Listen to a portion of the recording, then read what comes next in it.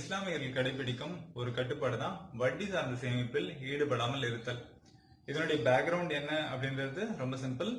ஒருத்தர் கிட்ட பணம் இருக்கும், ஒருத்தர் கிட்ட பணம் இல்லை அப்படின்ற பட்சத்துல இருக்கிறவங்க இல்லாதவங்களுக்கு உதவி செய்யணும்.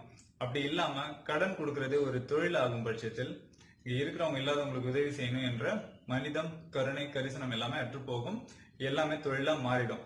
இதனாலதான் இப்படி ஒரு கட்டுப்பாடு இருந்தாலும் ஒவ்வொரு மனுஷனுக்கும் irrespective of religion, financial security, அதாவது பொருளாதார பாதுகாப்பு மிகவே அவசியமாகுது. ஏனெனில் இன்னைக்கு இருக்கிற வருமானமும் இன்னைக்கு இருக்கிற வசதியும் நம்மளோட வாழ்க்கையின் கடைசி காலம் வரைக்கும் இருக்கணும்ன்ற கட்டாயம் இல்லை.